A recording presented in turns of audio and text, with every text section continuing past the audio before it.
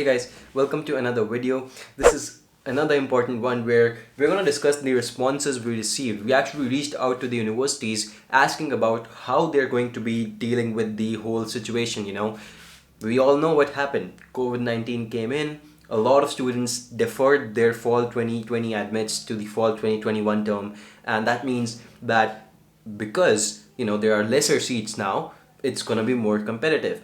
And just to confirm whether this is actually going to be the case, or do universities have some other alternative, or they're dealing with it, we actually reached out to the universities and we received some responses, and I want to show you those responses in this video. I want to give you some more perspective. If you're applying to fall 2021, this is going to be extremely critical in your whole application process. You need to know exactly what kind of competition you can expect. Should you apply to more safer ones, or can you just apply to the usual ones that you were thinking of? And that's what we're going to be discussing in this video. If you're interested, please continue watching. Alright, so I have here screenshots of the emails that we sent, and I think we have about 5 or 6 universities to cover over here, so I'm going to talk to you about all of those. And before we actually do that, I want to tell you that we'll first discuss all of these things. I'll just report exactly what they told me, and then I'll give you my perspective. Okay, great. So let's start with this one. This is actually the UT Dallas, University of Texas, Dallas. And they said, thank you for your email. We have no enrollment limit, so deferrals will not affect your admission decision. Wow, that is actually very good to hear. So one university is very much on your side. They said they have no limits. I'm not sure how they're going to handle the infrastructure and, like limited infrastructure and limited batches and, all of that. But apparently they're saying that they have no limits. So, go ahead, apply. It doesn't matter. The whole COVID situation doesn't really matter for them. Okay, all right, let's hope that is the case. That's good for you. Let's look at the next one. This is actually USC, University of Southern California, and their graduate admission team told us that as the COVID-19 pandemic continues to progress, we are making the necessary adjustments to meet the needs of our current and prospective students. This includes a fair and thorough admission process for the new applicants, regardless of those who have deferred. Okay, so one thing that I can tell you over here is they've been very vague. They haven't really told us exactly what that means, what kind of arrangements are they making? What kind of adjustments are they making? Are they increasing the batches? Because when I was at USC, I know there were 2 batches and both of them were jam-packed. There were literally no seats. At times we had to sit on the floors even. So I'm not sure how they're going to be making these adjustments. Definitely USC is very, very large as compared to some of the universities I know. But I'm not sure how they're going to be doing it. But they're claiming they're going to be doing it. So they're claiming that it's going to be fair. Okay, so that's something to keep in mind. The next one is UCSD, that's University of California, San Diego, and there's their response. Thank you for your question. The CSE faculty committee intends to target around the same number of same number for MS as previous years. So what does that mean? See, they've completely evaded the question. What they've told us is, let me just tell you, imagine this, okay? Imagine a cinema hall. Maybe it has 100 seats, right? So let's consider that their intake has 100 seats. 100 students every year, they come in and they can, start the program. But what happened is that due to COVID, let's say 30 seats are already taken up. 30 of those seats are not available for the students now. And all the students who are applying now will be fighting for those 70 seats. Those are the ones that are remaining, right? But apparently, what UCSD told us is that we're going to be taking in the same number of applicants. So, the intake is going to be the same. That means 100 students last year, 100 students this year. So they haven't really answered the question. They haven't really told us whether 30 of those seats are taken or have they increased the seats to 130 or something like that. They didn't answer it.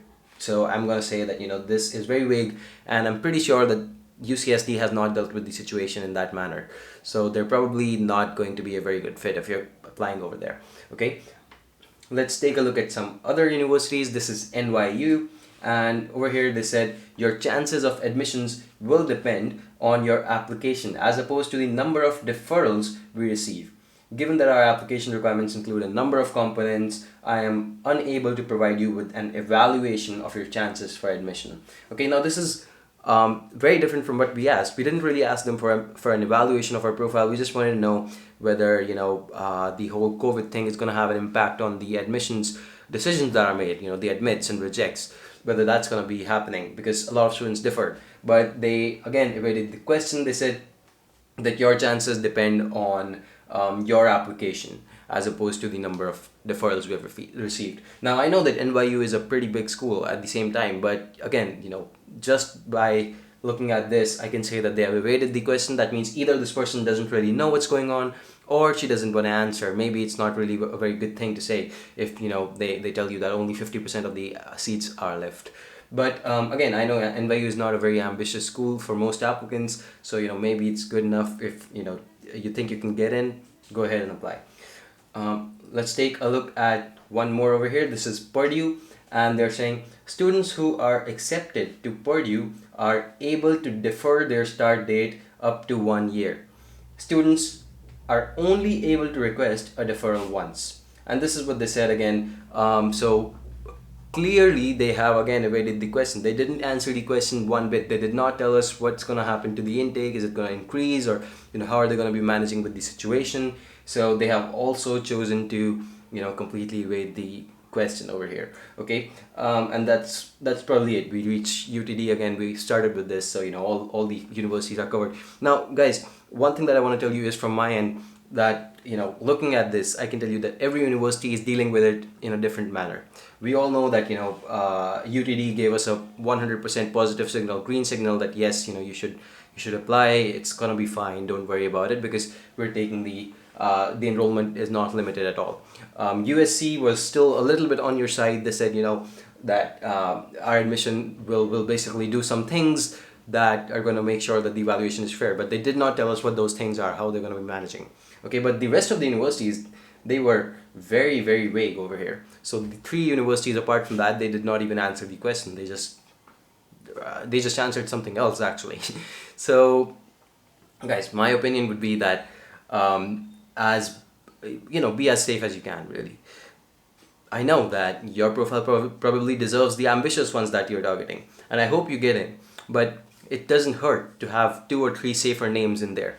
Just consider applying to maybe 2 or 3 more safer ones this term, because there's really no guarantee. There's going to be a lot of competition, and with the responses that we're receiving, they're very, very mixed. I think every university is dealing with it in a different way. Some solutions are possible for University A, they're not possible for University B, depending on what kind of a culture they have, what kind of infrastructure they have. Apart from that, other things also come into the picture. So still, I think that this should give you a little bit more of a perspective that you need to be on the safer side. There's really no proper answer the universities are giving, but yeah, I can tell you that they're trying their best to actually help the situation. But if 30-40% of their seats are already taken up, then they can't really do much in that situation. They can't really just go ahead and start a new batch, right? So yeah, apart from that, I hope this video helps you. I'm not really forcing you to do something. I'm not really saying go ahead, apply to the safer one. I'm just giving you my opinion. I'm just reporting what the universities told us. So please keep that in mind. The purpose of this video is not to tell you what to do. It's to show you what they are saying, okay, so that you don't have to go ahead and do this hard work yourself. Okay, but apart from that, I think we still got something out of this. Anyway, thank you so much for watching. Have a good day, and subscribe to the channel if you liked the video. Goodbye, take care.